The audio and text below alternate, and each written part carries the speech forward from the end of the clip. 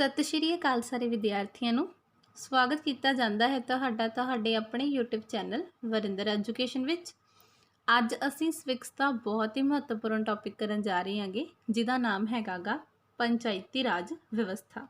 ਤਾਂ ਵੀਡੀਓ ਸ਼ੁਰੂ ਕਰਦੇ ਹਾਂਗੇ। ਭਾਰਤ ਦੇ ਵਿੱਚ ਪੰਚਾਇਤੀ ਰਾਜ ਵਿਵਸਥਾ ਦਾ ਜਿਹੜਾ ਜਨਮਦਾਤਾ ਗਾ ਉਹ ਲਾਰਡ ਰਿਪਨ ਨੂੰ ਕਿਹਾ ਜਾਂਦਾ ਗਾ, ਕਿਉਂਕਿ ਉਹਨੇ ਪਹਿਲੀ ਵਾਰੀ 1882 ਈਸਵੀ ਦੇ ਵਿੱਚ ਮਦਰਾਸ ਦੇ ਵਿੱਚ ਸਥਾਨਕ ਸ਼ਾਸਨ ਪ੍ਰਬੰਧ ਲਾਗੂ ਕੀਤਾ ਸੀਗਾ। ਤੇ ਜਿਹੜਾ ਲਾਰਡ ਰਿਪਨ ਸੀਗਾ ਉਹ 1880 ਈਸਵੀ ਤੋਂ ਲੈ ਕੇ 1884 ਈਸਵੀ ਤੱਕ ਭਾਰਤ ਦਾ ਵਾਇਸਰਾਏ ਤੇ ਗਵਰਨਰ ਜਨਰਲ ਰਿਹਾ ਸੀਗਾ।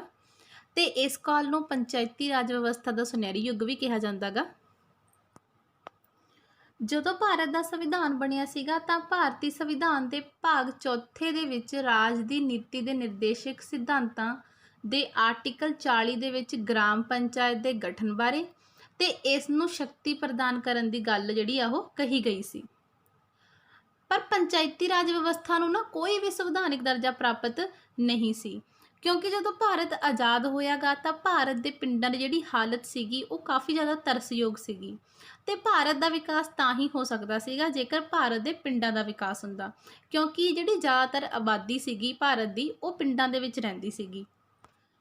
ਤੇ ਇਸ ਤੋਂ ਇਲਾਵਾ ਮਹਾਤਮਾ ਗਾਂਧੀ ਜੀ ਨੇ ਇਹ ਵੀ ਕਿਹਾ ਸੀ ਕਿ ਜੇਕਰ ਪਿੰਡ ਨਸ਼ਟ ਹੋ ਜਾਣਗੇ ਤਾਂ ਭਾਰਤ ਵੀ ਨਸ਼ਟ ਹੋ ਜਾਊਗਾ। ਇਸ ਲਈ ਭਾਰਤ ਦੇ ਵਿੱਚ ਪੇਂਡੂ ਵਿਕਾਸ ਦੇ ਲਈ 2 ਪ੍ਰੋਗਰਾਮ ਚਲਾਏ ਗਏ ਸੀਗੇ। ਪਹਿਲਾ ਹੈਗਾ ਸਮੂਹਿਕ ਵਿਕਾਸ ਪ੍ਰੋਗਰਾਮ, ਜਿਹਨੂੰ ਕਮਿਊਨਿਟੀ ਡਿਵੈਲਪਮੈਂਟ ਪ੍ਰੋਗਰਾਮ ਵੀ ਕਿਹਾ ਜਾਂਦਾ ਗਾ। ਇਹ 2 ਅਕਤੂਬਰ 1952 ਈਸਵੀ ਨੂੰ ਲਾਗੂ ਕੀਤਾ ਗਿਆ ਸੀਗਾ। ਤੇ ਦੂਸਰਾ ਹੈਗਾ ਰਾਸ਼ਟਰੀ ਪ੍ਰਸਾਰ ਸੇਵਾ, ਜਿਹਨੂੰ ਨੈਸ਼ਨਲ ਐਕਸਟੈਂਸ਼ਨ ਸਰਵਿਸ ਕਿਹਾ ਜਾਂਦਾ ਗਾ। ਤੇ ਇਹ ਜਿਹੜਾ ਪ੍ਰੋਗਰਾਮ ਸੀਗਾ ਇਹ 2 ਅਕਤੂਬਰ 1953 ਈਸਵੀ ਨੂੰ ਲਾਗੂ ਕੀਤਾ ਗਿਆ ਸੀਗਾ। ਇਹ ਜਿਹੜੇ ਪ੍ਰੋਗਰਾਮ ਸੀਗੇ ਇਹਨਾਂ ਨੂੰ 2 ਅਕਤੂਬਰ ਗਾਂਧੀ ਜਯੰਤੀ ਵਾਲੇ ਦਿਨ ਲਾਗੂ ਕਰਨ ਦਾ ਮੇਨ ਕਾਰਨ ਇਹ ਸੀਗਾ ਕਿਉਂਕਿ ਗਾਂਧੀ ਜੀ ਨੇ ਗ੍ਰਾਮ ਪੰਚਾਇਤਾਂ ਦੇ ਸੰਗਠਨ ਵੱਲ ਜ਼ਿਆਦਾ ਜ਼ੋਰ ਦਿੱਤਾ ਸੀ। ਇਹਨਾਂ ਦੋਹਾਂ ਪ੍ਰੋਗਰਾਮਾਂ ਦੇ ਨਾਲ ਪੇਂਡੂ ਜਨਤਾ ਦੇ ਵਿਕਾਸ ਨੂੰ ਥੋੜੀ ਸਫਲਤਾ ਤਾਂ ਮਿਲੀ ਸੀਗੀ, ਪਰ ਇਹਦੇ ਵਿੱਚ ਕੁਝ ਕਮਜ਼ੋਰੀਆਂ ਰਹਿ ਗਈਆਂ ਸੀਗੀਆਂ ਤੇ ਉਹਨਾਂ ਕਮਜ਼ੋਰੀਆਂ ਦਾ ਮੁਲਾਂਕਣ ਕਰਨ ਦੇ ਲਈ ਇੱਕ ਕਮੇਟੀ ਬਣਾਈ ਗਈ ਸੀਗੀ, ਜਿਹਦੇ ਬਾਰੇ ਹੁਣ ਆਪਾਂ ਗੱਲ ਕਰਦੇ ਆਂਗੇ। ਤੇ ਇਹ ਸੀਗੀ ਬਲਵੰਤ ਰਾਏ ਮਹਿਤਾ ਕਮੇਟੀ, ਜਿਹੜੀ ਕਿ 1957 ਈਸਵੀ ਦੇ ਵਿੱਚ ਬਣਾਈ ਗਈ ਸੀਗੀ। ਤੇ ਇਹ ਕਾਫੀ ਜ਼ਿਆਦਾ ਇੰਪੋਰਟੈਂਟ ਆ ਗਈ ਤੇ ਐਗਜ਼ਾਮ ਦੇ ਵਿੱਚ ਇਸ ਨਾਲ ਰਿਲੇਟਡ ਜਿਹੜੇ ਕੁਐਸਚਨ ਨੇਗੇ ਉਹ ਪੁੱਛੇ ਜਾ ਸਕਦੇ ਨੇ। ਇਸ ਕਮੇਟੀ ਨੇ 3 ਪੱਧਰੀ ਪੰਚਾਇਤੀ ਰਾਜ ਵਿਵਸਥਾ ਦਾ ਸੁਝਾਅ ਦਿੱਤਾ ਸੀਗਾ, ਮਤਲਬ ਕਿ ਗ੍ਰਾਮ ਪੱਧਰ ਦੇ ਵਿਕਾਸ ਲਈ ਗ੍ਰਾਮ ਪੰਚਾਇਤ ਹੋਊਗੀ, ਬਲਾਕ ਪੱਧਰ ਦੇ ਵਿਕਾਸ ਲਈ ਪੰਚਾਇਤ ਸਮਿਤੀ ਤੇ ਜ਼ਿਲ੍ਹਾ ਪੱਧਰ ਦੇ ਵਿਕਾਸ ਲਈ ਜ਼ਿਲ੍ਹਾ ਪ੍ਰੀਸ਼ਦ ਹੋਵੇਗੀ। ਤੇ ਇਹ ਜਿਹੜੀ ਕਮੇਟੀ ਆ ਗਈ ਇਸ ਲਈ ਵੀ ਜ਼ਿਆਦਾ ਇੰਪੋਰਟੈਂਟ ਆ ਗਈ ਕਿਉਂਕਿ ਇਸ ਵੱਲੋਂ ਜਿਹੜੇ ਸੁਝਾਏ ਗਏ 3 ਪੱਧਰ ਸੀਗੇ ਉਹ ਜ਼ਿਆਦਾਤਰ ਰਾਜਾਂ ਨੇ ਅਪਣਾਏ ਸੀਗੇ ਤੇ ਪੰਜਾਬ ਵੀ ਇਹਨਾਂ ਰਾਜਾਂ ਦੇ ਵਿੱਚੋਂ ਇੱਕ ਆਗਾ ਜਿੱਥੇ 3 ਪੱਧਰੀ ਪੰਚਾਇਤੀ ਰਾਜ ਵਿਵਸਥਾ ਨੂੰ ਅਪਣਾਇਆ ਗਿਆ ਸੀਗਾ। ਇਸ ਕਮੇਟੀ ਦੇ ਸੁਝਾਅ ਨੂੰ ਧਿਆਨ ਦੇ ਵਿੱਚ ਰੱਖਦੇ ਹੋਏ ਸਭ ਤੋਂ ਪਹਿਲਾਂ ਰਾਜਸਥਾਨ ਵਿਧਾਨ ਸਭਾ ਨੇ 1959 ਈਸਵੀ ਦੇ ਵਿੱਚ ਪੰਚਾਇਤੀ ਰਾਜ ਵਿਵਸਥਾ ਦਾ ਐਕਟ ਪਾਸ ਕੀਤਾ ਸੀਗਾ। ਤੇ ਸਭ ਤੋਂ ਪਹਿਲਾਂ ਇਹ 2 ਅਕਤੂਬਰ 1959 ਈਸਵੀ ਦੇ ਵਿੱਚ ਰਾਜਸਥਾਨ ਦੇ ਨਗੌਰ ਜ਼ਿਲ੍ਹੇ ਦੇ ਵਿੱਚ ਪੰਡਿਤ ਜਵਾਹਰ ਲਾਲ ਨਹਿਰੂ ਨੇ ਪੰਚਾਇਤੀ ਰਾਜ ਵਿਵਸਥਾ ਦੀ ਸ਼ੁਰੂਆਤ ਕੀਤੀ ਸੀਗੀ। ਤੇ ਇਸ ਤੋਂ ਥੋੜੇ ਸਮੇਂ ਬਾਅਦ ਹੀ 1959 ਈਸਵੀ ਦੇ ਵਿੱਚ ਆਂਧਰਾ ਪ੍ਰਦੇਸ਼ ਨੇ ਇਹਦੀ ਸ਼ੁਰੂਆਤ ਕੀਤੀ। ਫਿਰ 1960 ਦੇ ਵਿੱਚ ਅਸਾਮ, ਤਾਮਿਲਨਾਡੂ ਤੇ ਕਰਨਾਟਕਾ ਦੇ ਵਿੱਚ ਇਸ ਦੀ ਸ਼ੁਰੂਆਤ ਹੋਈ ਤੇ 1962 ਈਸਵੀ ਦੇ ਵਿੱਚ ਮਹਾਰਾਸ਼ਟਰ ਨੇ ਇਸ 3 ਪੱਧਰੀ ਪੰਚਾਇਤੀ ਵਿਵਸਥਾ ਨੂੰ ਅਪਣਾਇਆ। ਤੇ ਇਸ ਤੋਂ ਬਾਅਦ ਅਸੀਂ ਅਸ਼ੋਕ ਮਹਿਤਾ ਕਮੇਟੀ ਦੀ ਗੱਲ ਕਰਦੇ ਆਂਗੇ, ਜਿਹੜੀ ਕਿ 1977 ਈਸਵੀ ਦੇ ਵਿੱਚ ਬਣਾਈ ਗਈ ਸੀਗੀ। ਤੇ ਇਸ ਕਮੇਟੀ ਨੇ 2 ਪੱਧਰੀ ਪੰਚਾਇਤੀ ਰਾਜ ਵਿਵਸਥਾ ਦਾ ਸੁਝਾਅ ਦਿੱਤਾ ਸੀਗਾ, ਮਤਲਬ ਕਿ ਜ਼ਿਲ੍ਹਾ ਪੱਧਰ ਦੇ ਵਿਕਾਸ ਲਈ ਜ਼ਿਲ੍ਹਾ ਪ੍ਰੀਸ਼ਦ ਹੋਵੇਗੀ ਤੇ ਮੰਡਲ ਪੱਧਰ ਦੇ ਵਿਕਾਸ ਲਈ ਮੰਡਲ ਪੰਚਾਇਤ। ਅਸ਼ੋਕ ਮਹਿਤਾ ਕਮੇਟੀ ਤੋਂ ਬਾਅਦ ਆਉਂਦੀ ਆ ਗਈ GVK ਰਾਓ ਕਮੇਟੀ, ਜਿਹੜੀ ਕਿ 1985 ਈਸਵੀ ਦੇ ਵਿੱਚ ਬਣਾਈ ਗਈ ਸੀਗੀ। ਇਸ ਕਮੇਟੀ ਨੇ 4 ਪੱਧਰੀ ਪੰਚਾਇਤੀ ਰਾਜ ਵਿਵਸਥਾ ਦਾ ਸੁਝਾਅ ਦਿੱਤਾ ਸੀਗਾ। ਇਸ ਕਮੇਟੀ ਦੇ ਅਨੁਸਾਰ ਰਾਜ ਪੱਧਰ ਦੇ ਵਿਕਾਸ ਲਈ ਰਾਜ ਵਿਕਾਸ ਪ੍ਰੀਸ਼ਦ ਹੋਵੇਗੀ, ਜ਼ਿਲ੍ਹਾ ਪੱਧਰ ਦੇ ਵਿਕਾਸ ਲਈ ਜ਼ਿਲ੍ਹਾ ਪ੍ਰੀਸ਼ਦ, ਮੰਡਲ ਪੱਧਰ ਦੇ ਵਿਕਾਸ ਲਈ ਮੰਡਲ ਪੰਚਾਇਤ ਤੇ ਗ੍ਰਾਮ ਪੱਧਰ ਦੇ ਵਿਕਾਸ ਲਈ ਗ੍ਰਾਮ ਸਭਾ। ਤੇ ਇਸ ਤੋਂ ਇਲਾਵਾ ਹੋਰ ਕਮੇਟੀਆਂ ਵੀ ਬਣਾਈਆਂ ਗਈਆਂ ਸੀਗੀਆਂ। ਜਿਵੇਂ ਕਿ ਹੈਗੀ ਆ ਡਾਕਟਰ ਲక్ష్ਮੀ ਮਲ ਸਿੰਘਵੀ ਕਮੇਟੀ, ਜਿਹੜੀ ਕਿ 1986 ਈਸਵੀ ਦੇ ਵਿੱਚ ਬਣਾਈ ਗਈ ਸੀਗੀ। ਤੇ ਇਹ ਜਿਹੜੀ ਕਮੇਟੀ ਆ ਗਈ ਇਹ ਕਾਫੀ ਜ਼ਿਆਦਾ ਇੰਪੋਰਟੈਂਟ ਆ ਗਈ। ਤੇ ਉਸ ਤੋਂ ਬਾਅਦ ਦੇ ਵਿੱਚ ਆਉਂਦੀ ਆ ਗਈ ਥੁੰਗਨ ਕਮੇਟੀ, ਜਿਹੜੀ ਕਿ 1988 ਈਸਵੀ ਦੇ ਵਿੱਚ ਬਣਾਈ ਗਈ ਸੀਗੀ। ਤੇ ਇਹਨਾਂ ਕਮੇਟੀਆਂ ਨੇ ਨਾ ਇਹ ਸਿਫਾਰਿਸ਼ ਕੀਤੀ ਸੀਗੀ ਕਿ ਜਿਹੜੀ ਪੰਚਾਇਤੀ ਰਾਜ ਵਿਵਸਥਾ ਗੀ ਉਹਨੂੰ ਸੰਵਿਧਾਨਿਕ ਦਰਜਾ ਗਾ ਜਿਹੜਾ ਉਹ ਦਿੱਤਾ ਜਾਣਾ ਚਾਹੀਦਾ ਗਾ।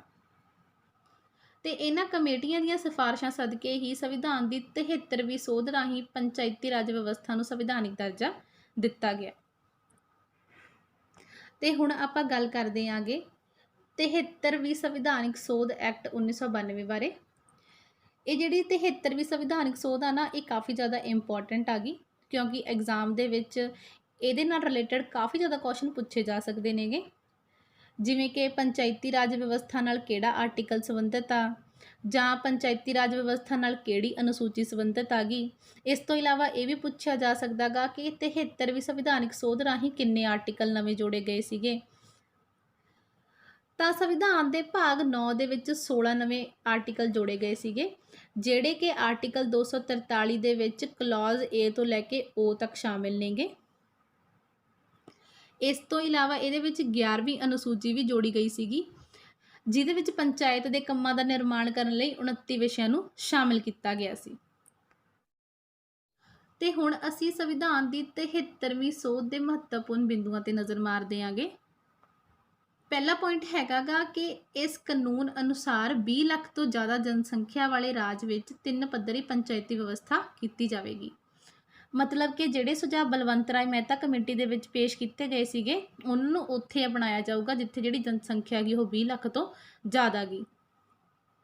ਦੂਸਰਾ ਪੁਆਇੰਟ ਹੈਗਾ ਗਾ ਕਿ ਜੇਕਰ ਜਨਸੰਖਿਆ 20 ਲੱਖ ਤੋਂ ਘੱਟ ਹੋਵੇ ਤਾਂ 2 ਪੱਧਰੀ ਪੰਚਾਇਤੀ ਵਿਵਸਥਾ ਕੀਤੀ ਜਾਵੇਗੀ। ਮਤਲਬ ਕਿ ਅਸ਼ੋਕ ਮਹਿਤਾ ਕਮੇਟੀ ਦੇ ਜਿਹੜੇ ਸੁਝਾਅ ਸੀਗੇ ਉਹਨਾਂ ਨੂੰ ਉੱਥੇ ਅਪਣਾਇਆ ਜਾਊਗਾ ਜਿੱਥੇ ਜਿਹੜੀ ਜਨਸੰਖਿਆ ਗੀ ਉਹ 20 ਲੱਖ ਤੋਂ ਘੱਟ ਆ ਗਈ। ਤੀਸਰਾ ਹੈਗਾ ਗਾ ਕਿ ਇਸ ਕਾਨੂੰਨ ਅਨੁਸਾਰ ਗ੍ਰਾਮ ਸਭਾ ਨੂੰ ਸੰਵਿਧਾਨਿਕ ਦਰਜਾ ਦਿੱਤਾ ਗਿਆ। ਇਹਦਾ ਮਤਲਬ ਇਹ ਆ ਕਿ ਪਿੰਡ ਦੇ ਉਹ ਲੋਕ ਜਿਨ੍ਹਾਂ ਦੀ ਉਮਰ 18 ਸਾਲ ਜਾਂ 18 ਸਾਲ ਤੋਂ ਵੱਧ ਆ ਗਈ ਉਹ ਸਾਰੇ ਗ੍ਰਾਮ ਸਭਾ ਦੇ ਮੈਂਬਰ ਹੋਣਗੇ। ਚੌਥਾ ਪੁਆਇੰਟ ਹੈਗਾ ਗਾ ਕਿ ਹਰੇਕ 5 ਸਾਲ ਬਾਅਦ ਪੰਚਾਇਤ ਦੀਆਂ ਚੋਣਾਂ ਕਰਵਾਈਆਂ ਜਾਣਗੀਆਂ। ਪੰਜਵਾਂ ਪੁਆਇੰਟ ਹੈਗਾ ਗਾ ਕਿ ਜੇਕਰ ਪਿੰਡ ਦੀ ਜਿਹੜੀ ਪੰਚਾਇਤ ਆ ਗਈ ਉਹ ਸਹੀ ਤਰ੍ਹਾਂ ਕੰਮ ਨਹੀਂ ਕਰਦੀ ਤੇ ਪੰਚਾਇਤ ਸੰਮਤੀ ਦੇ ਵਿਰੁੱਧ ਆ ਗਈ ਤਾਂ ਜਿਹੜੀ ਰਾਜ ਸਰਕਾਰ ਆ ਗਈ ਉਹ ਗ੍ਰਾਮ ਪੰਚਾਇਤ ਨੂੰ ਭੰਗ ਕਰ ਸਕਦੀ ਆ ਗਈ। ਤੇ ਜੇਕਰ ਕੋਈ ਪੰਚਾਇਤ ਆ ਜਿਹੜੀ ਉਹ ਭੰਗ ਹੋ ਜਾਂਦੀ ਆ ਗਈ ਤਾਂ 6 ਮਹੀਨੇ ਦੇ ਵਿੱਚ ਚੋਣਾਂ ਕਰਵਾਉਣੀਆਂ ਨੇ ਜਿਹੜੀਆਂ ਉਹ ਜ਼ਰੂਰੀ ਨੇਗੀਆਂ। ਛੇਵਾਂ ਪੁਆਇੰਟ ਹੈਗਾ ਗਾ ਕਿ ਅਨੁਸੂਚਿਤ ਜਾਤੀਆਂ, ਜਨਜਾਤੀਆਂ ਤੇ ਮਹਿਲਾਵਾਂ ਦੇ ਲਈ 1/3 ਜਿਹੜੀਆਂ ਸੀਟਾਂ ਨੇਗੀਆਂ ਉਹ ਰਾਖਵੀਆਂ ਰੱਖੀਆਂ ਗਈਆਂ ਨੇਗੀਆਂ। ਤੇ 7ਵਾਂ ਪੁਆਇੰਟ ਹੈਗਾ ਗਾ ਕਿ ਹਰੇਕ ਰਾਜ ਵਿੱਚ ਰਾਜ ਵਿੱਤ ਆਯੋਗ ਦੀ ਸਥਾਪਨਾ ਕੀਤੀ ਜਾਵੇਗੀ। ਤੇ ਹੁਣ ਅਸੀਂ ਪੰਜਾਬ ਪੰਚਾਇਤੀ ਰਾਜ ਐਕਟ 1994 ਦੀ ਗੱਲ ਕਰਦੇ ਆਂਗੇ। ਇਸ ਐਕਟ ਦੇ ਅਨੁਸਾਰ ਪੰਜਾਬ ਦੇ ਵਿੱਚ 3 ਪੱਧਰੀ ਪੰਚਾਇਤੀ ਰਾਜ ਵਿਵਸਥਾ ਨੂੰ ਅਪਣਾਇਆ ਗਿਆ ਗਾ, ਜਿਹਦੇ ਵਿੱਚ ਗ੍ਰਾਮ ਪੰਚਾਇਤ, ਪੰਚਾਇਤ ਸੰਮਤੀ ਤੇ ਜ਼ਿਲ੍ਹਾ ਪਰਿਸ਼ਦ ਦੀ ਵਿਵਸਥਾ ਕੀਤੀ ਗਈ ਹੈਗੀ। ਤੇ ਜਿਹੜੀ ਪੰਚਾਇਤ ਸੰਮਤੀ ਹੈਗੀ ਉਹ ਗ੍ਰਾਮ ਪੰਚਾਇਤ ਤੇ ਜ਼ਿਲ੍ਹਾ ਪਰਿਸ਼ਦ ਦੇ ਵਿਚਕਾਰ ਇੱਕ ਕੜੀ ਦਾ ਕੰਮ ਕਰਦੀ ਹੈਗੀ। ਤੇ ਇਹਨਾਂ ਤਿੰਨਾਂ ਦੇ ਵਿੱਚ ਨਾ 2 ਕਾਮਨ ਜਿਹੀਆਂ ਗੱਲਾਂ ਨੇਗੀਆਂ ਜਿਨ੍ਹਾਂ ਨੂੰ ਆਪਾਂ ਹੁਣੀ ਦੇਖ ਲੈਂਦੇ ਆਂਗੇ ਤਾਂ ਕਿ ਬਾਅਦ ਦੇ ਵਿੱਚ ਬਾਰ-ਬਾਰ ਰਿਪੀਟ ਨਾ ਹੋਣ। ਜਿਵੇਂ ਕਿ ਪਹਿਲਾ ਹੈਗਾ ਕਿ ਤਿੰਨਾਂ ਦਾ ਕਾਰਜਕਾਲ ਆ ਜਿਹੜਾ ਉਹ 5 ਸਾਲ ਦਾ ਗਾ। ਦੂਸਰਾ ਹੈਗਾ ਗਾ ਕਿ ਤਿੰਨਾਂ ਦਾ ਮੈਂਬਰ ਬਣਨ ਲਈ ਘੱਟੋ ਘੱਟ ਜਿਹੜੀ ਉਮਰ ਆ ਗਈ ਉਹ 21 ਸਾਲ ਹੋਣੀ ਚਾਹੀਦੀ ਹੈਗੀ। ਤੇ ਹੁਣ ਅਸੀਂ ਗ੍ਰਾਮ ਪੰਚਾਇਤ ਦੀ ਗੱਲ ਕਰਦੇ ਆਂਗੇ। ਗ੍ਰਾਮ ਪੰਚਾਇਤ ਹੁੰਦੀ ਆ ਕਿ ਹਰੇਕ ਪਿੰਡ ਜਿਸ ਦੀ ਜਨਸੰਖਿਆ 200 ਤੋਂ ਵੱਧ ਹੋਵੇ ਉੱਥੇ ਸਥਾਨਕ ਕੰਮਾਂ ਲਈ ਗ੍ਰਾਮ ਪੰਚਾਇਤ ਬਣਾਈ ਜਾਂਦੀ ਹੈਗੀ। ਤੇ ਗ੍ਰਾਮ ਪੰਚਾਇਤ ਦੇ ਸਰਪੰਚ ਤੇ ਪੰਚਾਂ ਦੀ ਜਿਹੜੀ ਚੋਣ ਆ ਗਈ ਉਹ ਪ੍ਰਤੱਖ ਵਿਧੀ ਰਾਹੀਂ ਕੀਤੀ ਜਾਂਦੀ ਹੈਗੀ। ਮਤਲਬ ਕਿ ਪਿੰਡ ਦੇ ਜਿਹੜੇ ਲੋਕ ਨੇਗੇ ਜਿਨ੍ਹਾਂ ਦੀ ਉਮਰ 18 ਸਾਲ ਜਾਂ 18 ਸਾਲ ਤੋਂ ਵੱਧ ਆ ਗਈ ਉਹ ਆਪਣੇ ਵੋਟ ਅਧਿਕਾਰ ਦੀ ਵਰਤੋਂ ਕਰਕੇ ਸਰਪੰਚ ਤੇ ਪੰਚ ਦੀ ਚੋਣ ਕਰਦੇ ਨੇਗੇ। ਤੇ ਪੰਚਾਇਤ ਦੇ ਵਿੱਚ ਪੰਚਾਂ ਦੀ ਜਿਹੜੀ ਸੰਖਿਆ ਗੀ ਉਹ 5 ਤੋਂ 13 ਤੱਕ ਹੋ ਸਕਦੀ ਹੈ। ਮਤਲਬ ਕਿ ਘੱਟ ਤੋਂ ਘੱਟ ਜਿਹੜੀ ਗਿਣਤੀ ਆ ਉਹ 5 ਹੋ ਸਕਦੀ ਹੈਗੀ ਤੇ ਵੱਧ ਤੋਂ ਵੱਧ ਇਹਨਾਂ ਦੀ ਗਿਣਤੀ 13 ਹੋ ਸਕਦੀ ਹੈਗੀ। ਇਸ ਐਕਟ ਦੇ ਰਾਹੀਂ ਨਾ ਜਨਸੰਖਿਆ ਦੇ ਆਧਾਰ ਉੱਤੇ ਪੰਚਾਂ ਦੀ ਜਿਹੜੀ ਗਿਣਤੀ ਆ ਗਈ ਉਹ ਨਿਸ਼ਚਿਤ ਕੀਤੀ ਗਈ ਹੈਗੀ।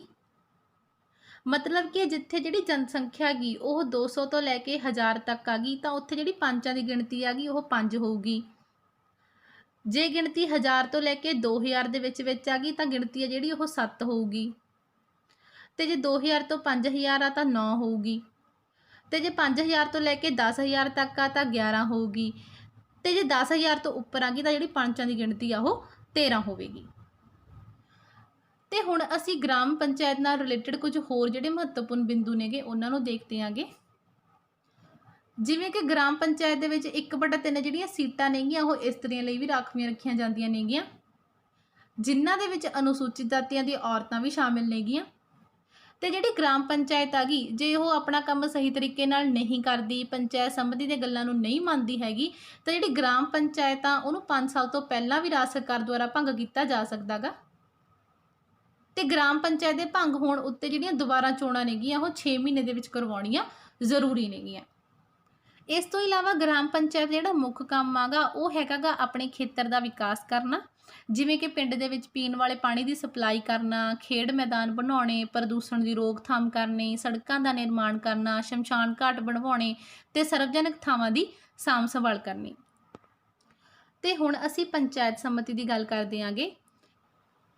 ਤੇ ਇਸ ਐਕਟ ਦੇ ਅਨੁਸਾਰ ਹਰ ਤਹਿਸੀਲ ਪੱਧਰ ਜਾਂ ਬਲਾਕ ਪੱਧਰ ਉੱਤੇ ਪੰਚਾਇਤ ਸੰਮਤੀ ਦੀ ਸਥਾਪਨਾ ਕਰਨਾ ਜ਼ਰੂਰੀ ਹੈਗਾ। ਤੇ ਇਸ ਐਕਟ ਦੇ ਵਿੱਚ ਇਹ ਵੀ ਕਿਹਾ ਗਿਆ ਗਾ ਕਿ ਹਰੇਕ ਬਲਾਕ ਵਿੱਚ ਪੈਂਦੇ ਲਗਭਗ 100 ਪਿੰਡਾਂ ਦੇ ਲਈ ਇੱਕ ਬਲਾਕ ਸੰਮਤੀ ਹੋਵੇਗੀ। ਮਤਲਬ ਕਿ ਇੱਕ ਪੰਚਾਇਤ ਸੰਮਤੀ ਹੈ ਜਿਹੜੀ ਉਹ 100 ਪਿੰਡਾਂ ਦੇ ਪੰਚਾਇਤਾਂ ਦੀ ਦੇਖਭਾਲ ਕਰੂਗੀ ਤੇ ਉਹ ਦੇਖੂਗੀ ਕਿ ਜਿਹੜੀਆਂ ਪੰਚਾਇਤਾਂ ਨੇ ਕਿ ਉਹ ਸਹੀ ਤਰ੍ਹਾਂ ਕੰਮ ਕਰਦੀਆਂ ਨੇ ਜਾਂ ਨਹੀਂ। ਤੇ ਹੁਣ ਪੰਚਾਇਤ ਸੰਮਤੀ ਦੀ ਬਣਤਰ ਦੀ ਗੱਲ ਕਰਦੇ ਆਂਗੇ। ਪੰਚਾਇਤ ਸੰਮਤੀ ਦੇ 15 ਤੋਂ ਲੈ ਕੇ 25 ਤੱਕ ਜਿਹੜੇ ਮੈਂਬਰ ਨੇਗੇ ਉਹ ਸਿੱਧੇ ਵੋਟਾਂ ਰਾਹੀਂ ਚੁਣੇ ਜਾਂਦੇ ਨੇਗੇ। ਜਿਸ ਖੇਤਰ ਦੇ ਵਿੱਚ ਪੰਚਾਇਤ ਸੰਮਤੀ ਹੋਵੇ ਉਸ ਹਲਕੇ ਦੇ ਪੰਜਾਬ ਰਾਜ ਵਿਧਾਨ ਸਭਾ ਦੇ ਮੈਂਬਰ ਇਸ ਦੇ ਮੁੱਖ ਅੰਗ ਹੋਣਗੇ। ਮਤਲਬ ਕਿ ਜਿਸ ਖੇਤਰ ਦੇ ਵਿੱਚ ਪੰਚਾਇਤ ਸੰਮਤੀ ਆ ਗਈ, ਜੇ ਉਸ ਹਲਕੇ ਦਾ ਕੋਈ ਬੰਦਾ ਪੰਜਾਬ ਰਾਜ ਵਿਧਾਨ ਸਭਾ ਦਾ ਮੈਂਬਰ ਆਗਾ ਤਾਂ ਉਹ ਵੀ ਪੰਚਾਇਤ ਸੰਮਤੀ ਦਾ ਮੈਂਬਰ ਮੰਨਿਆ ਜਾਊਗਾ। ਇਸ ਤੋਂ ਇਲਾਵਾ ਪੰਚਾਇਤ ਸੰਮਤੀ ਦਾ ਚੇਅਰਮੈਨ ਤੇ ਉਪ ਚੇਅਰਮੈਨ ਇਸ ਦੇ ਮੈਂਬਰਾਂ ਦੁਆਰਾ ਹੀ ਨਿਯੁਕਤ ਕੀਤੇ ਜਾਣਗੇ। ਮਤਲਬ ਕਿ ਪੰਚਾਇਤ ਸੰਮਤੀ ਦੇ ਜਿਹੜੇ ਮੈਂਬਰ ਨੇਗੇ ਉਹ ਆਪਣੇ ਵਿੱਚੋਂ ਹੀ ਚੇਅਰਮੈਨ ਤੇ ਉਪ ਚੇਅਰਮੈਨ ਦੀ ਨਿਯੁਕਤੀ ਕਰਨਗੇ।